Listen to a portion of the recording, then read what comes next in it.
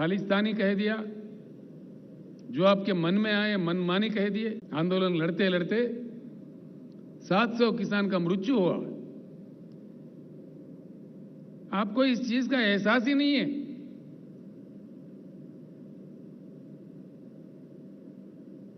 कोई दया, क्या ये सच नहीं कि 700 किसान मारे गए? यहां से मैंने ऐलान किया था, यशवंत जी, आंदोलन के दौरान जिन किसान भाइयों ने अपनी जान गंवाई है उनको तो हम लौटा नहीं सकते, लेकिन उन परिवारों के देखभाल के लिए तेलंगाना सरकार की ओर से हमने 3-3 लाख रुपए हर घर में देने का घोषणा किया। और हाल ही में मैंने पंजाब सरकार के सहयोग से चंडीगढ़ तक जाके वहां किसानों के हाथ वो चेक दे दिए। इसके भी हमारे प्रधानमंत्री, हमारे भाजपा के नेता मजाक उड़ा रहे थे, आप तो देते ही नहीं। कम से कम जो देने वाले हैं उनका मजाक भी उड़ाते हैं, ये आपका राज है, ये आपका नीति है। इस प्रकार का सरकार आप चला रहे हैं इस देश में। दोस्तों, ये सोचने की बात है, जिस प्रकार के बातें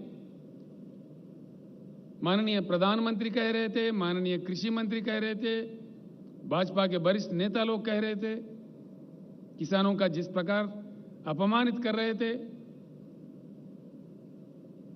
आखिरकार हुआ क्या?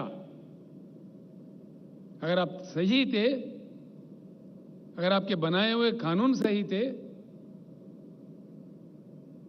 आखिर हुआ क्या? सारा देश के सामने आपको सर झुका के किसानों को माफी मांगना पड़ा। आपने माफी मांगा? ये तो प्रधानमंत्री का आदत है। चुनाव के वक्त है मीठी मीठी बातें, चुनाव गुजर गया तो झूठी झूठी बातें। ये देश देख रहा है, देश महसूस कर रहा है। अगर आप सही थे तो फिर किसानों को क्यों माफी मांगा? आपके बनाए हुए कानून क्यों वापस लिए? और उसके बाद में किसानों को जो आश्वासन आप दिए थे, क्या हुआ? आज तक कोई बात ही नहीं है। किसान आपको कोई सोना हीरा थोड़ी मांग रहा है। किसान, देश के किसान, किसान अपने उगाए हुए पैदावारी का मोल मांग रहे हैं, मिनिमम सपोर्ट प्राइस मांग रहे हैं, एक इज्जतदार जिंदगी मांग रहे हैं। जिस प्रकार से आप पूंजीपतियों का एनपीएस का कर्जा उतारते हो लाखों करोड़ देके, वो नहीं मांग रहे किसान। किसान मांग रहे तो अपने हक मांग रहे, अपने पैदावारी का दाम मांग रहे, वो भी देने का क्षमता आपके पास नहीं है। आप आवाज ऊंचा करके, बात करके, जो मन में आए कह के आप कहते जाओ, आगे ये नहीं चलने वाला है इस देश में।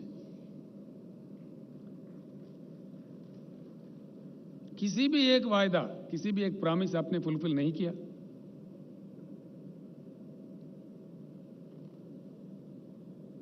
आप जो अपने आप का तारीफ करते हो, हर चीज में देश का मान मर्यादा खत्म होते जा रहा है। आपका तानाशाही दिन ब दिन बढ़ते जा रहा है, जो देश के लिए खतरा है।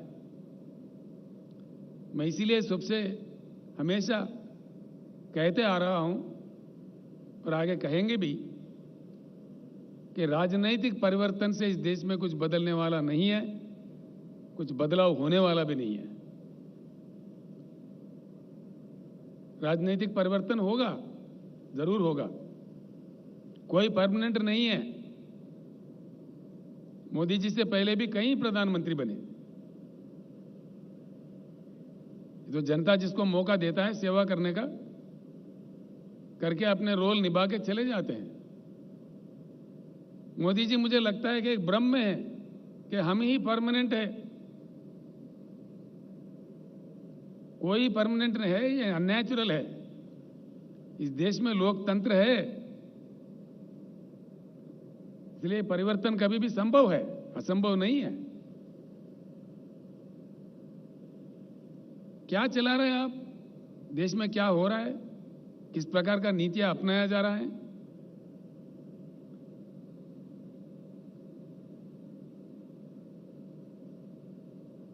हर हालत से हिंदुस्तान बेहाल होते जा रहा है। किसान परेशान, बेरोजगार नौजवान परेशान, उद्योगपति परेशान, इन्फ्लेशन बढ़ रहा है, प्राइस राइज हो रहा है एसेंशियल कमोडिटीज का। आपका एडमिनिस्ट्रेशन का गुणवत्ता क्या है? क्या नतीजा मिला है इस देश को? Grass misuse of all constitutional bodies, grass misuse दिन ब दिन देखने को मिलता है इस देश में। आप हावी है, आप प्रहार कर रहे हैं। जो आपके विरोध में बोलता है उनको सताया जाता है। लोकतंत्र का खात्मा कर रहे हैं आप, लोकतंत्र का हत्या कर रहे हैं। राज्यों के सरकार को गिराने में आप व्यस्त है।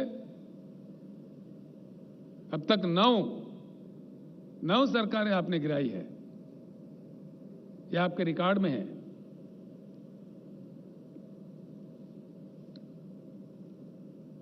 इसका नतीजा क्या हो रहा है? किसी भी तरफ देखो बेहाल हिंदुस्तान। किसान परेशान, जवान परेशान, नौजवान बेरोजगार परेशान, उद्योगपति परेशान। कौन खुश है आपके सरकार से? सिवाय आपके भाषणबाजी के, सिवाय आपके झूठे प्रचार के, आपके अखबारी विज्ञापन से कौन खुश है? हकीकत जानने की कोशिश कीजिए। मैं आपसे मांग करता हूं, माननीय प्रधानमंत्री जी, भाइयों, मैं आपको एक बात जरूर बताना चाहूंगा। नरेंद्र मोदी जी 15वां प्रधानमंत्री है इस देश का। He is the 15th prime minister of India. इनसे पहले 14 प्रधानमंत्री और बने थे। किसी के कालखंड में भी, किसी के भी कालखंड में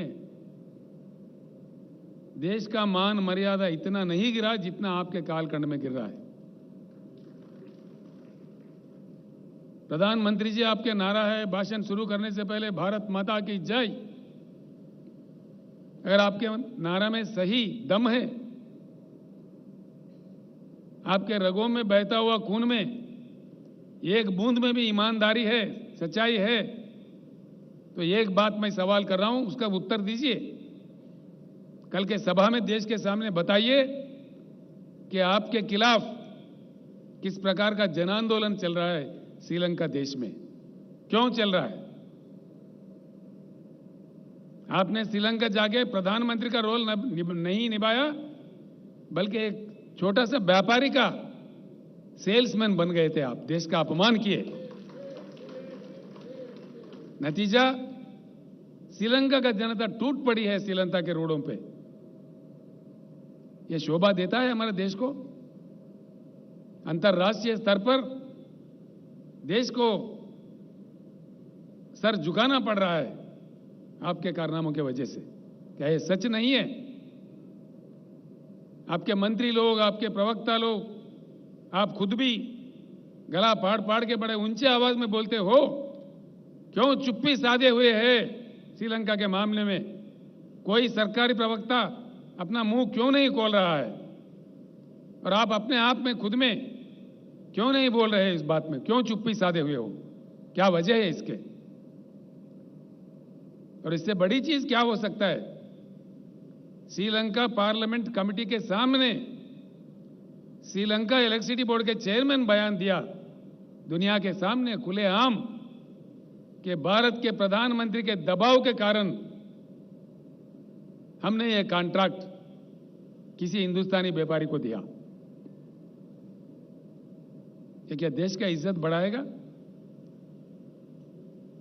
किसी भी आपसे पहले आए हुए बने हुए किसी भी प्रधानमंत्री जी के कालखंड में ऐसे आरोप भारत पे नहीं लगे।